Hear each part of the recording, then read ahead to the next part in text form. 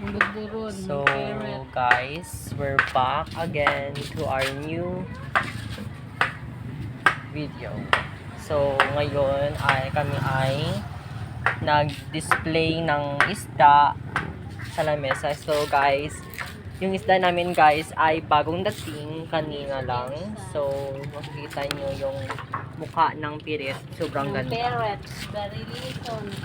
So guys, ngayon ang ginagawa niya ay kinukuha niya yung isda sa may box at ilagay sa lamesa para i-display namin. So guys, tingnan nyo guys kung gaano kaganda yung isda namin.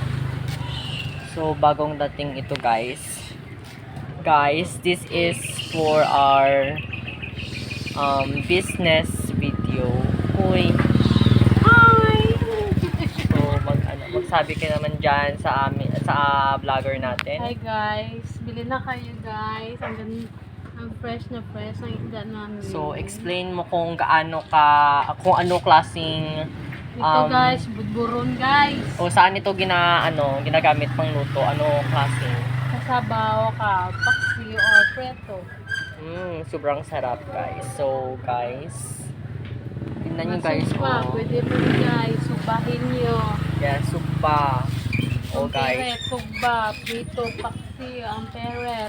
So ano pa? Barilisan, sabawin, at prito, at servant. Yeah. Next.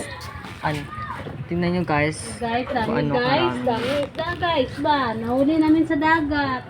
Correct. So, tingnan nyo guys. Tingnan mo guys ba? Ganda-ganda. Bagong peret. Lamig-lamig lang guys. Yeah. So guys, malapit na namin i-end ang video dahil for only 2 minutes vlog lang po ito. So, Laki ng budburon. so taas sa ating vlogger, magpa-thank you at goodbye ka na sa ating subscriber. Go. Thank you guys sa pagnunood sa araw nito. Bye. Thank you. Bye-bye.